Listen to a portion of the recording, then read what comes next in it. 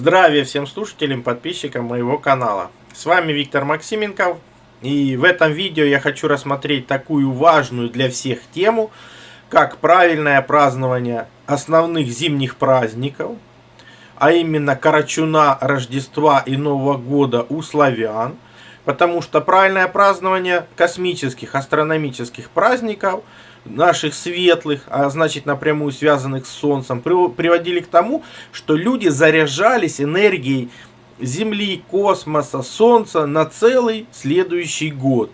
Сейчас же эти праздники празднуются неправильно, и вместо того, чтобы получать энергию от Вселенной, люди наоборот ее теряют и отдают.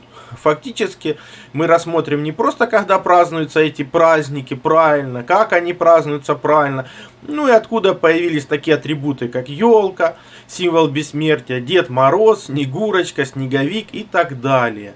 И когда люди это опять же поймут и вернутся к первоистокам, они смогут получать энергию от Вселенной и будут тратить ее на увеличение продолжительности жизни, здоровья, качества жизни. Сейчас же вы увидите, что вы все делаете для того, чтобы потерять эту энергию. Именно для этого делается этот фильм, напомнить вам о том, откуда эту энергию взять, причем ее океана вы наоборот ее отдаете. Нужно понимать, что все наши праздники, они связаны с циклами природы. В первую очередь Солнце. Один из главнейших праздников, который наступает в зимнее время суток, а именно примерно в 21 числах декабря, это праздник Карачун. Что такое Карачун? Это когда именно ночь перестает удлиняться, она останавливается, происходит самый короткий день и самая длинная ночь. Вот отсюда название этого праздника. Короткий день и длинная ночь. Ночь это НЧ, короткий день это КР, то есть Карачун.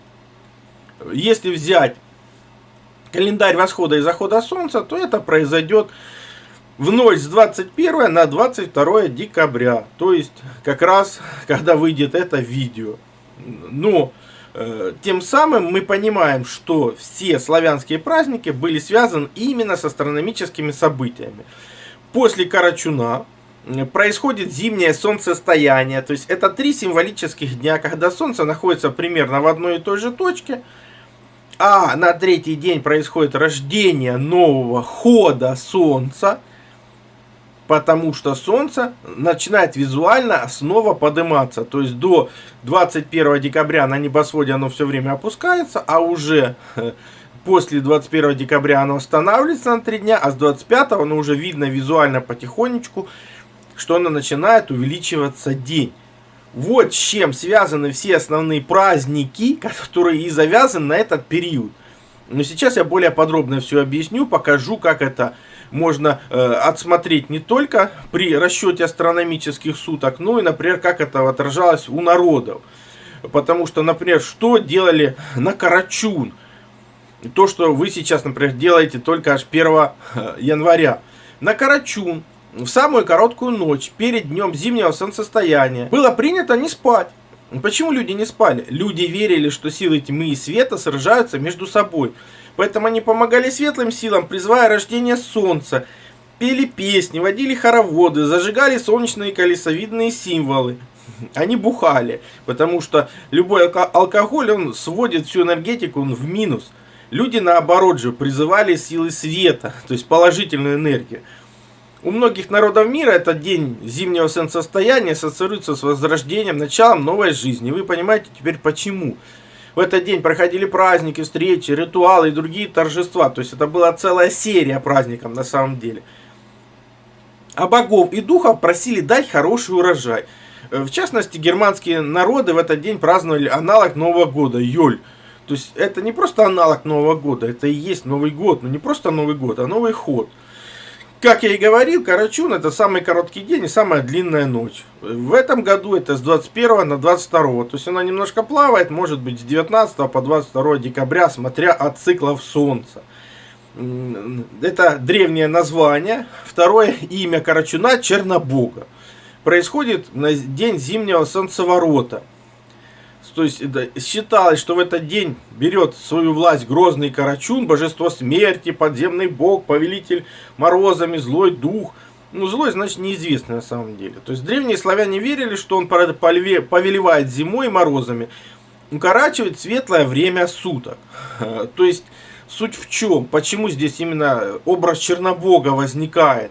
Потому что Чернобог, он властитель тьмы. А это самая длинная ночь в году. То есть, соответственно, проявляется властелин тьмы, потому что ночь самая максимально длинная.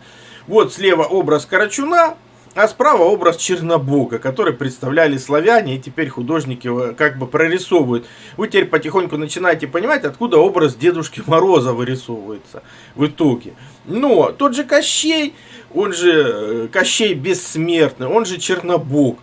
Он, да, считается повелителем Нави, тьмы и пекельного царства. Он бог холода, уничтожения, смерти, зла. Правитель Нави, бог времени. Ну, как вы понимаете, почему и празднуется этот праздник Карачуна, и ассоциируется он с Чернобогом. Потому что самое большое темное время суток, плюс холодно. Ну, то есть полное описание как раз Чернобога. Но при этом хотелось бы понимать, что властитель Нави, это Чернобог, он тот же брат Белобога. То есть это две стороны одной и той же медали, одного мира. Без одной не существует другой. То есть если вы не видели свет и не видели тьму, вы не поймете одно другое, чем отличается. То есть если вы все время живете во свете и не видели тьмы, вы не поймете разницы. Почему идет постоянная смена этих циклов. То есть этот темный бог, то есть неизвестный нам, вовсе не воюет со своим братом. Он лишь выполняет свою работу. Очень важную, но мы ее многие недооценивают. Чернобог разрушает то, чему в мире Яви уже больше нет места. То есть то, что перестало развиваться, ему просто нет места в мире Нави. То, что перестало самопознаваться, развиваться, оно просто саморазрушается.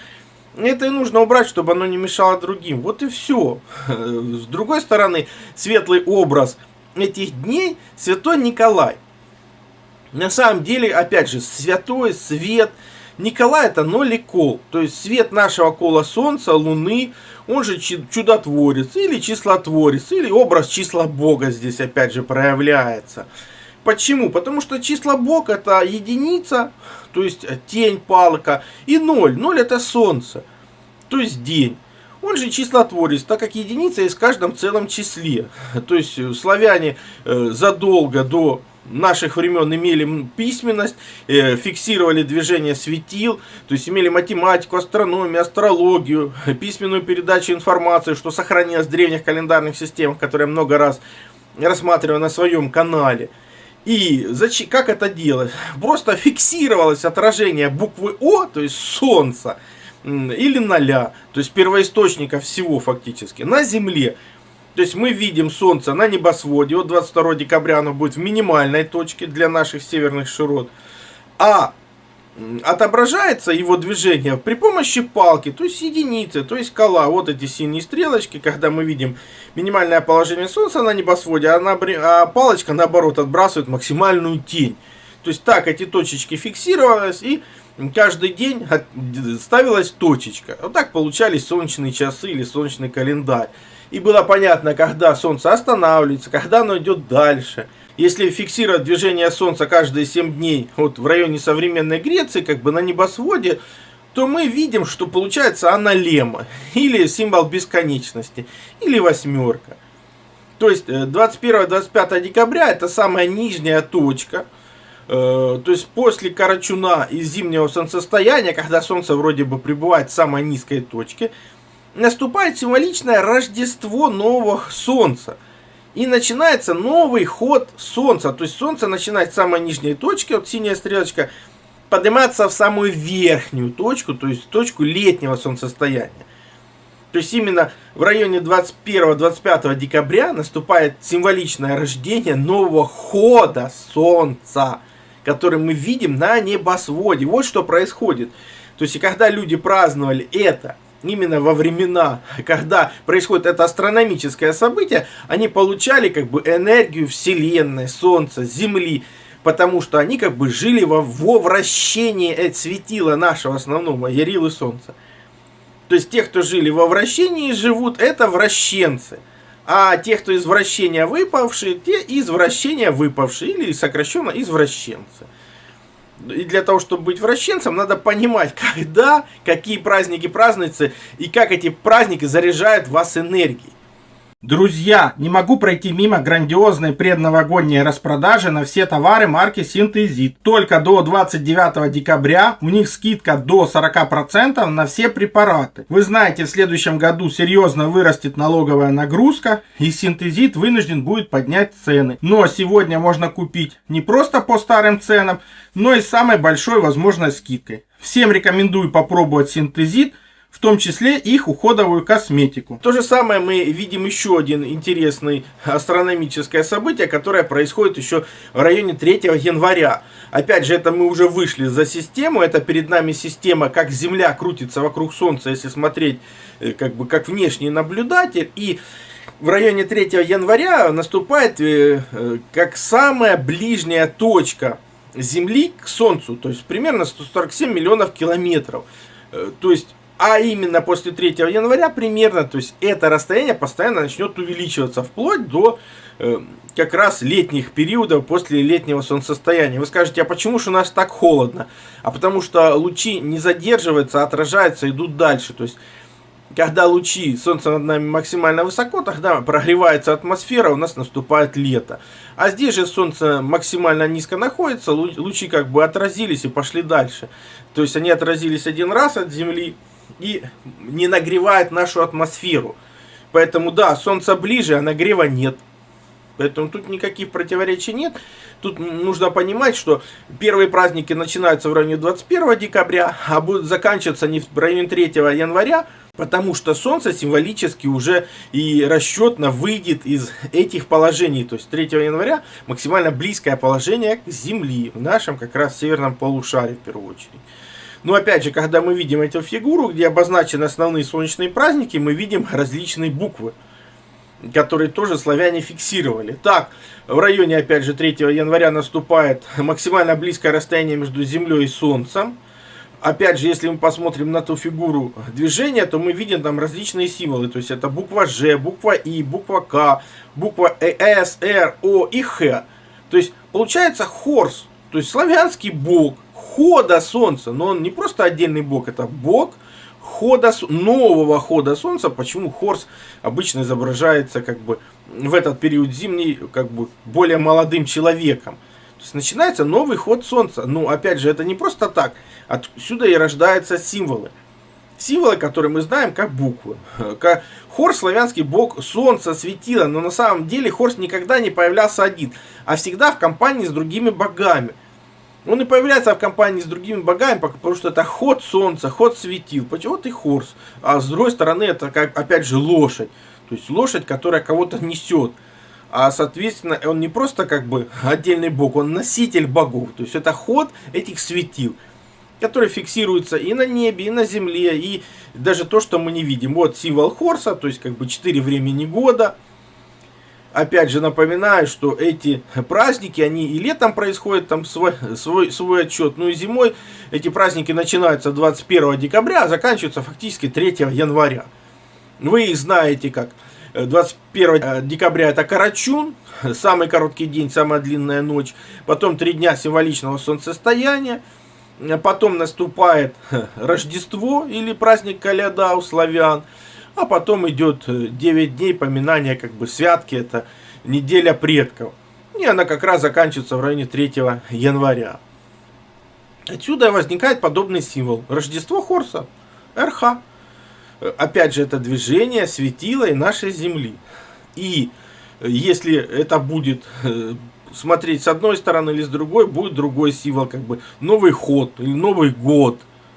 Вам известен. Не то и то как бы не противоречит друг другу, потому что Г это небесное движение самого Солнца, тоже из древних календарях. О, это само Солнце. Вот вам Новый год, Новый ход. То есть мы говорим, может и по-разному вроде бы, но об одном и том же явлении, которое вы сейчас как бы не понимаете. При том, что это Рождество Солнца было известно всем прекрасно, что 25 декабря в честь окончания зимнего солнцестояния, дней, когда солнце было символически мертво, то есть эти период самые короткие дни, а ночи самые долгие, ежегодно праздновался всеми солнцепоклонниками, то есть теми, кто хотел получить эту энергию от Солнца, от Земли, потому что это все-таки в системе Земли происходит. Он и праздновался этим, чтобы получать эту энергию, а не отдавать кому-то.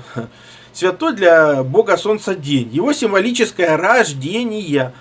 Поэтому, начиная с 25 декабря, продолжительность дня увеличится, а ночью уменьшается. Поэтому эту ежегодную дату солнцепоклонники до сих пор называют Рождеством Солнца, ну или Хода Солнца, то есть то же самое Рождеством Христовым. Опять же, как вы понимаете, те же современные религии это все переняли, оставив те же самые солнечные символы, что вы видите в этих культах. Притом, славяне, например, после 25-12 в этом году будут праздновать как раз Коляду, то есть солнце-младенец Коляда ежегодно возвращается обновленным после ночи зимнего солнцестояния. Пройдя через зиму и набрав сил, поднимается в небе повыше, становится в день весеннего равноденствия юношей Ярилом солнца. То есть, опять же, до весеннего равноденствия идет определенный период набора этой высоты, пока день не станет равен ночи, и пока у нас фактически начнет наступать лето. То есть, все это связано с астрономией. Почему же здесь используется образ Коляды? Коляда – высший славянский бог. Он управляет великими изменениями в жизни всех родов расы великой.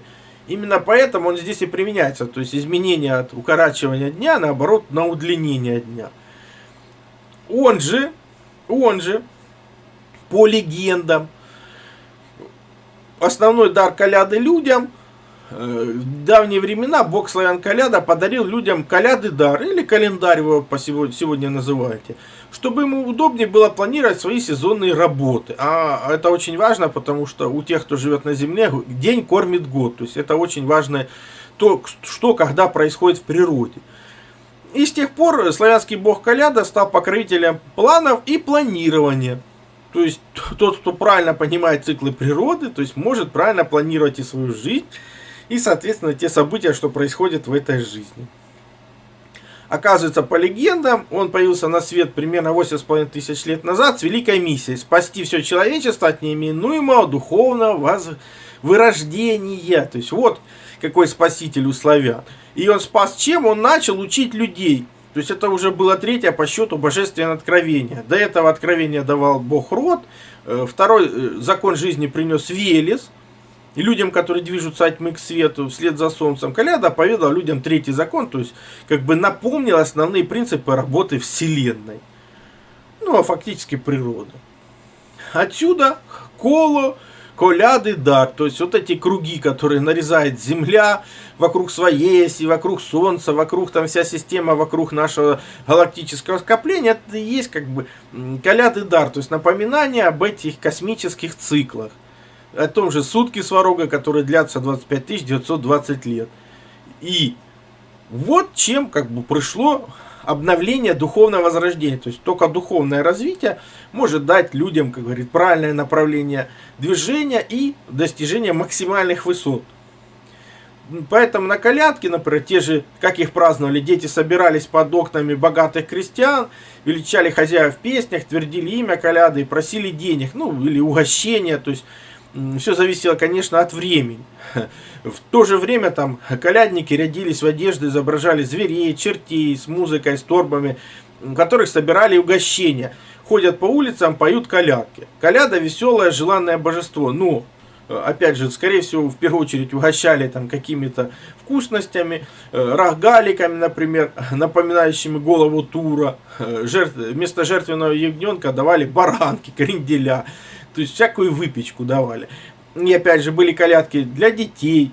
Там, например, на утро 25 числа. Потом в другие дни могли колядовать просто незамужние девушки. В другие дни, наоборот, как бы шел целый вертеп, где были различные вот эти лики животных, чертей. То есть это было связано с различными событиями, которые происходили на земле.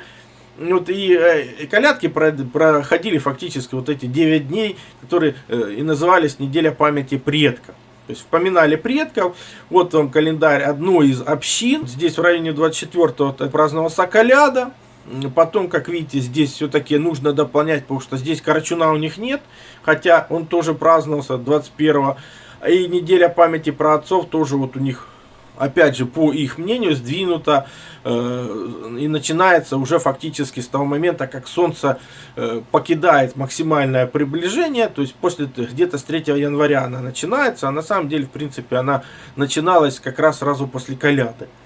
Но это мое мнение, я просто напоминаю о том, что должно быть по логике вещей, почему это происходило. Это связано в том числе и с Перуном, но мы сейчас это не будем рассматривать. Поэтому предлагаю сделать выводы. У славян все праздники светлые, то есть связаны с вращением Солнца. Также повсеместно славяне использовали солнечные часы, что позволяло знать, когда наступают основные астрономические праздники. В этой видеостатье мы как раз и постарались осмотреть, когда правильно происходят основные астрономические праздники: Карачун, Рождество, Новый год, он же Новый ход. И почему символами этих праздников являются ель, Дед Мороз и Снегурочка, и как их правильно более-менее использовать. Началом основных зимних астрономических праздников есть Карачун, то есть название, и это самый короткий день и самая длинная ночь. Вот отсюда и Карачун.